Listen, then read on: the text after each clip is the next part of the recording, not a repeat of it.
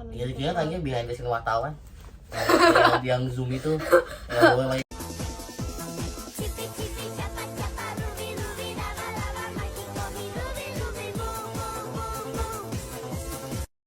Selamat pagi, siang, sore, dan malam hari kepada Ibu Min.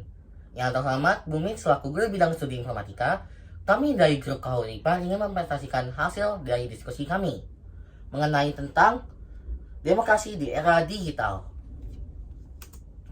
Jadi, berikut adalah hal-hal yang ingin kami bahas di presentasi kami. Yang pertama adalah demokrasi di era digital, kemudian ada peran AI, dan juga ada tentang petisi kami yang berisi tentang demokrasi digital. Yang pertama adalah demokrasi di era digital. Era digital telah membawa perubahan besar dalam cara masyarakat berinteraksi dengan pemerintah dan politik, di mana perkembangan teknologi digital memungkinkan partisipasi politik yang lebih inklusif serta memperkuat suara warga dari berbagai latar belakang. Salah satunya adalah platform media sosial, di mana masyarakat dapat dengan mudah berkomunikasi serta berbagi pendapat mengenai isu-isu politik yang terjadi di dunia sekarang. Selain itu, partisipasi politik melalui teknologi digital juga meningkatkan transparansi dan akuntabilitas. Pemerintahan masyarakat dapat membantu tindakan para pemimpin politik dan memberikan umpan balik secara instan melalui media sosial. Selanjutnya akan saya serahkan kepada Shelly.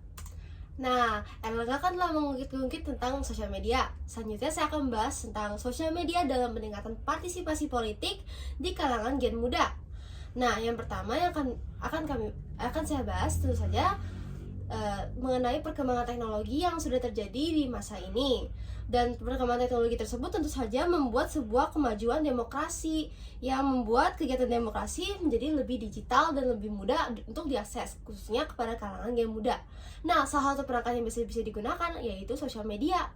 Karena sosial media ini mudah diakses dan juga sarananya itu terkenal. Jadi lebih mudah bagi gen muda untuk mengikuti dan memberi pendapat politik di sosial media.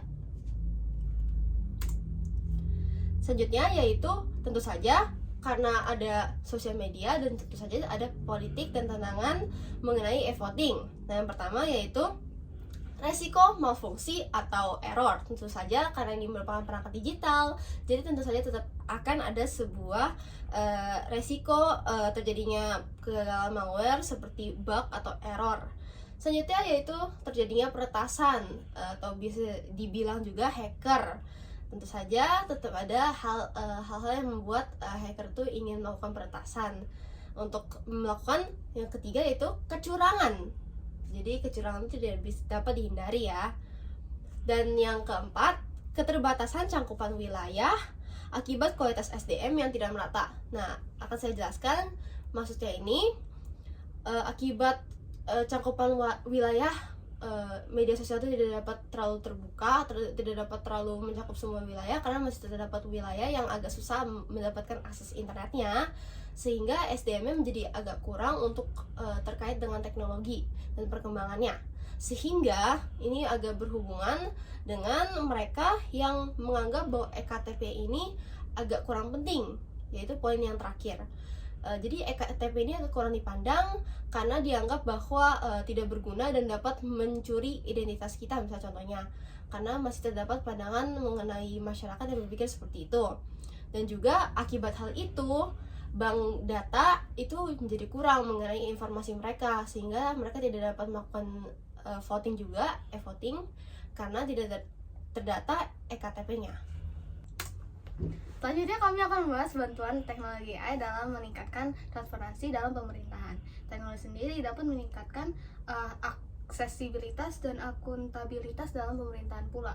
Dan itu transparansi digital yang banyak digunakan di sistem hukum seperti e-court, digitalisasi pembentukan regulasi, dan lain sebagainya. E-partisipasi juga dapat dilakukan melalui aplikasi-aplikasi untuk mempermudah proses pemberian masukan dari masyarakat dan pembentukan peraturan perundang-undangan, serta dengan harapan perundang-undangan ini dengan aplikasi ini dapat membantu layanan tanpa adanya kecurangan. Selain itu, litigasi merupakan layanan yang mengolah informasi dalam persidangan.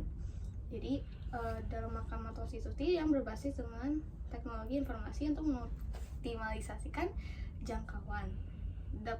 Selain itu, sistem demokrasi dengan teknologi ini dapat terus berkembang. Lalu kami akan lanjut ke petisi kami. Petisi kami ini berjudul Liberate Artists from the Grasp of Generated Art by AI. Jadi petisi kami ini mengoptimalkan bahwa human made art itu lebih penting daripada AI generated art karena bisa memiliki banyak bahayanya. Kalian dapat melihat petisi kami melalui QR code ini. Terakhir, kesimpulan yang dapat kami ambil adalah teknologi AI dapat membantu kami dalam sistem demokrasi dan politik. Walaupun ada beberapa hambatannya, namun dapat memajukan teknologi di Indonesia. Sekian presentasi kami, mohon maaf jika ada kata-kata yang kurang tepat, dan makasih.